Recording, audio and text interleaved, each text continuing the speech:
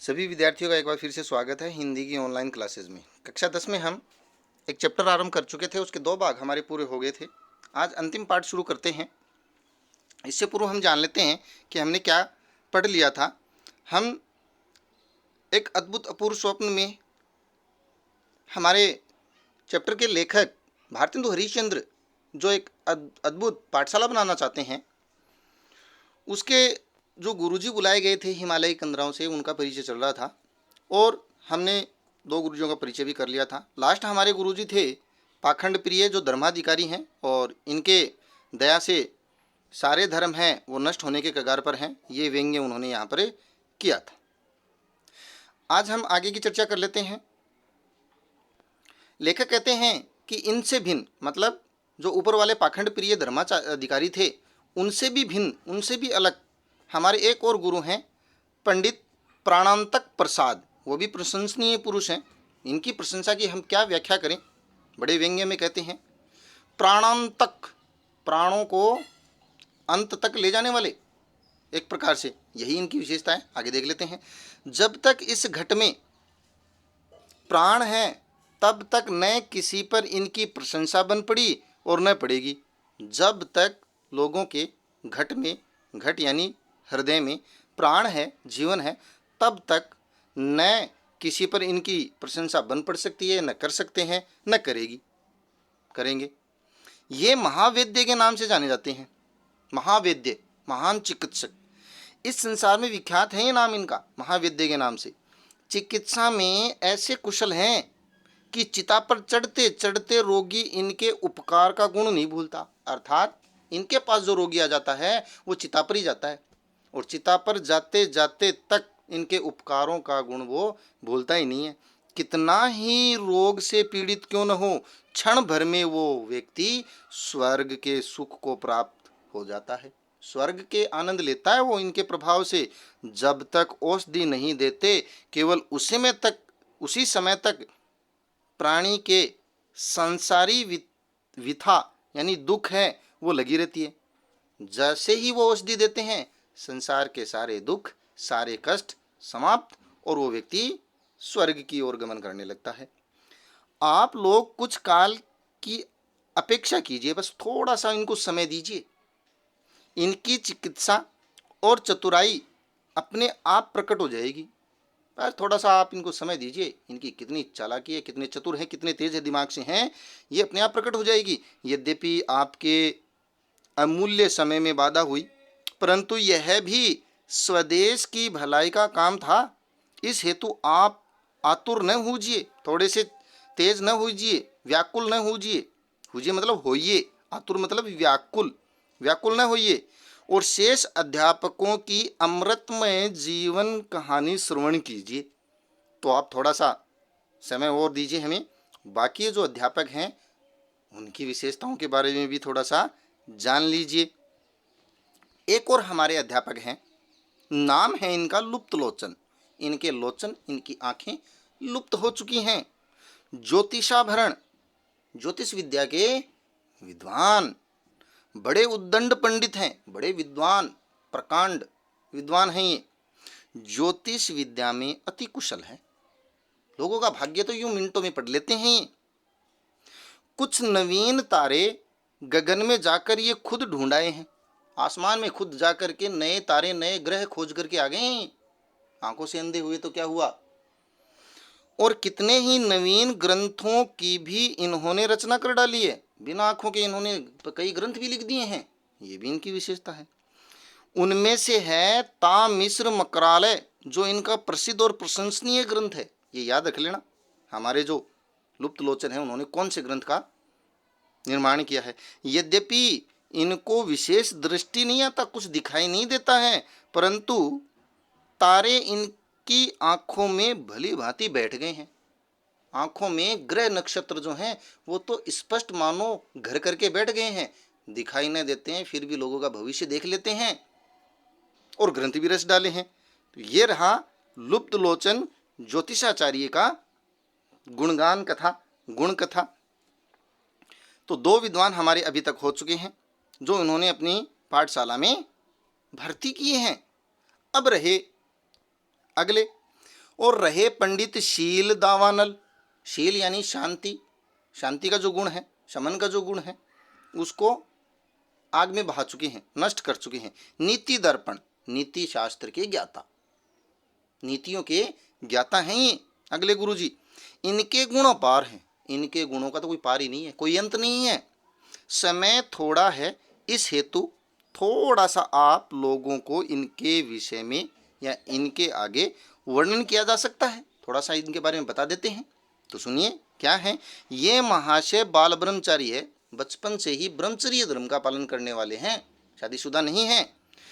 अपनी आयु भर, अपनी जितनी भी उम्र थी इनकी, पूरी उम्र भर इन्होंने नीति शास्त्र पढ़ते पढ़ाते रहे हैं, नीतियों का ज्ञान ही कराते रहे हैं, लोगों को पढ़ाते रहे हैं। और इनके यहाँ पढ़ने वालों में नाम देख लीजिए कौन कौन है, इनसे किन किन ने शिक्षा प्राप्त करी है। तो इनसे नीति तो बहुत से महात्माओं ने पढ़ी थी, परंतु वेणु, बाणासुर, रावण, दुर्योधन, शिशुपाल, कंस, ये जो महान महान इतिहास में लोग हुए हैं, दुष्ट प्रवृत्ति के, अपराधी प्रवृत्ति के, राक्षसी प्रवृत्ति के आदि इनके प्रमुख शिष्य थे। ये कुछ महान शिष्य थे जिन्होंने इनसे नीति का ज्ञान लिया था। देख लीजिए कौन कौन थे, याद रख लीजिए परीक्षा की दृष्टि से। कंस है, शिशुपाल है, दुर्योधन है, रावण है, बाणासुर है, वेणु है, ये सभी राक्षसी प्रवृत्ति के लोग थे। इन्होंने इनसे ही शिक्षा प्राप्त की थी। और अब भी कोई कठिन काम आकर पड़ता है तो अंग्रेजी न्यायकर्ता, ये ध्यान रख लेना, अंग्रेजी शासन के न्यायकर्ता, न्यायाधीश भी इनकी अनुमति लेकर आगे बढ़ते हैं, इनसे राय मशवरा करते हैं, इनसे नीति करते हैं। तो इस प्रकार का हाल था हमारे देश में। अंग्रेजी शासन, अंग्रेजी न्याय अधिकारी ऐसे लोगों से नीति के ज्ञान सीखते थे जो पूरी तरीके से विपरीत थे।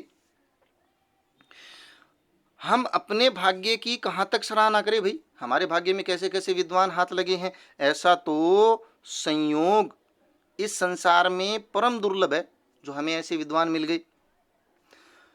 अब आप सब सज्जनों से यही प्रार्थना है, सभी लोगों से, कि आप अपने अपने लड़कों को भेजें।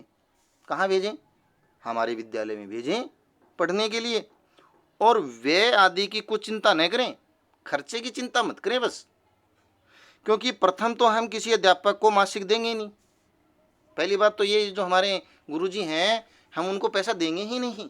ये भी एक प्रकार का व्यंग्य है जो अंग्रेजी शासन में अध्यापकों की दुर्दशा थी।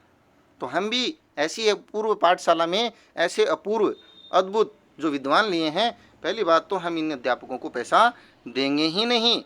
और दिया भी तो 10-5 वर्ष पीछे देखा जाएगा, 10-5 साल बाद में देंगे पैसा हुआ तो। यदि हमको भोजन की श्रद्धा हुई, अगर हमारी इच्छा ही हुई कि इनको भोजन दे दें, थोड़ा खाना खिला दें, तो भोजन का है हम बंधान बांध देंगे, बंदी बांध देंगे भोजन की। सुबह शाम 1 टाइम 2 टाइम जो भी है वो हम भोजन जरूर इनको करवा सकते हैं। नहीं तो यह निश्चित कर देंगे, नियत यानी निश्चित कर देंगे कि जो पाठशाला संबंधित द्रव्य हो, पाठशाला से संबंधित कोई भी पैसा आए तो उसका ये सब मिलकर के नाश कर सकते हैं, सारे के सारे जो अध्यापक हैं। तो इस प्रकार भारतेंदु हरिश्चंद्र ने अपनी अद्भुत और अपूर्व पाठशाला का वर्णन किया और बताया कि किस प्रकार से उन्होंने पाठशाला खोली और कैसे कैसे महान विद्वानों को उन्होंने अपनी पाठशाला में अध्यापक नियुक्त किया और उन अध्यापकों की क्या क्या विशेषता थी, ये जरूर याद रखनी है। कौन सा अध्यापक क्या विशेषता रखता है और कौन सा अध्यापक का नाम याद रखें, क्या पढ़ाता है ये याद रखें। लुप्त लोचन ज्योतिष पढ़ाते हैं, शील दावानल नीति दर्पण पढ़ाते हैं, और ऊपर वाले जो थे प्राणांतक प्रसाद ये हमारे चिकित्सा के गुरुजी हैं, और ऊपर वाले जो थे एक और पाखंड प्रिय ये धर्माधिकारी हैं, और इससे ऊपर जो पहले पहले गुरुजी थे उनके बारे में तो आप जानते ही होंगे। वो गुरुजी थे हमारे धर्मशास्त्र के ज्ञाता पाखंड प्रिय, और पंडित मुग्धमणि शास्त्री ये हमारे पहले अध्यापक थे। इन सभी अध्यापकों के बारे में आप जान गए होंगे और इनको अच्छी तरीके से इनकी विशेषताओं के बारे में हम याद रखेंगे तो पूरा चैप्टर हमारे याद हो जाएगा, और फिर कहीं से भी बोर्ड में एग्जाम में प्रश्न करे हम उत्तर आसानी से दे सकते हैं। सभी गुरुजन और उनकी विशेषता याद रखें, कौन कौन से उसने स्वप्न देखे जिसको कार्य करने के लिए उन्होंने किया और कुछ कार्यों को उन्होंने कैसे मना कर दिया, इसके बारे में भी हम याद रखें तो प्रश्न पूरे हो सकते हैं, पूरा चैप्टर हमारा कवर हो जाएगा। ये शब्दार्थ थे, मैंने बता दिए थे। पर्यंक का मतलब पलंग होता है, कोटि यानी करोड़, मृयाशील यानी शिकार में रत, जो खरगोश उनके मुख में लग गया था, श्वान यानी कुत्ते के। तराई तलहटी होती है, शियार होता है श्रृगाल, ये मैंने बता दिया था। क्रिटिक आलोचक होता है, कामधेनु एक गाय जो सभी की इच्छा पूरी करती है। कंदरा गुफा होती है, दुर्वादूब होती है, ये हम जान गए थे। अब हम इनके कुछ अभ्यास प्रश्न देख लेते हैं और फिर खत्म करते हैं अपना चैप्टर, और आपको प्रश्नोत्तर मिल जाएंगे। भारतेंदु हरिश्चंद्र का जन्म स्थान क्या था? याद आ गया होगा। नहीं आया है तो हम देख सकते हैं ऊपर, काशी था या जयपुर था।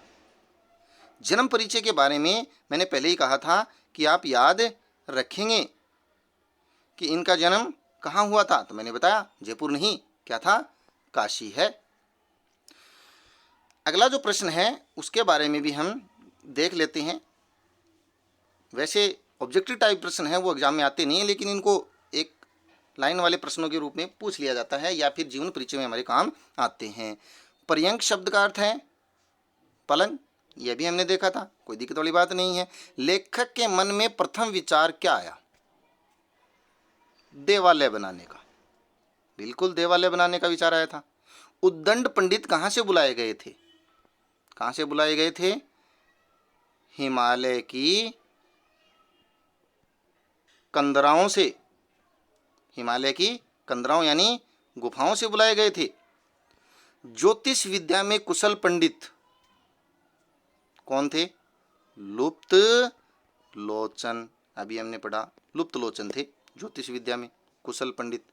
लेखक ने देवालय बनाने का विचार क्यों त्याग दिया?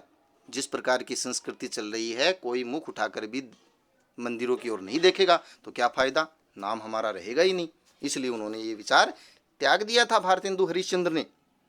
अगला है पुस्तक, ये हम उस समय भी पढ़ते समय चर्चा कर चुके थे कि पुस्तक लेखन के विचार पर लेखक को क्यों सहम गया, क्यों डर गया?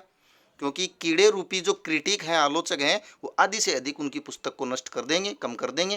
क्या फ़ायदा उस पुस्तक का जिसमें मुख्य मुख्य बातें ये आलोचक खा जाएंगे छापने का? तो ये सोच करके वो पुस्तक छापने से बच गए थे।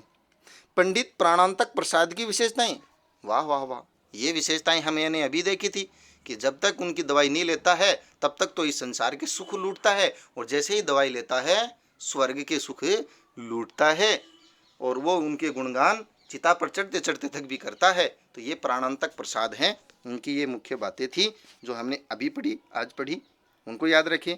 सप्रमाण सिद्ध कीजिए कि भारतेंदु जी ने इस निबंध में तत्कालीन समाज का चित्र और व्यंग्य खींचा है। खींचा है बिल्कुल, लोग नाम स्मरण, नाम अपना पूरे आने वाली पीढ़ियों में रखने के लिए क्या क्या करते थे, कौन कौन से पाखंड करते थे।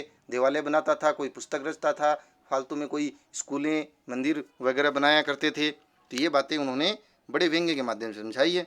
भारतेंदु जी की शैली पर प्रकाश डालिए। व्यंग्यात्मक शैली है, हास्य व्यंग्य शैली है, जो शुरुआत में ही आ गई थी कि उन्होंने इस चैप्टर के माध्यम से और निबंध के माध्यम से हास्य, व्यंग्य, विनोद और चुटीले व्यंग्य किए हैं और लोगों को भारत की स्थिति से अवगत कराया है। इसके अलावा भी बहुत सारी, भारत दुर्दशा है, अंधेर नगरी चौपट राजा है, ऐसी भी बहुत सारी पुस्तकें हैं जिनकी शैली आप पढ़ोगे तो आसानी से समझ में आ जाएगी किस प्रकार से वो व्यंग्य हास्य को मिला करके पाठकों के सामने प्रस्तुत करते हैं। ये कुछ व्याख्याएं थी जो आपको देख लेनी है, कैसे सप्रसंग, संदर्भ और प्रसंग सहित व्याख्या करनी है।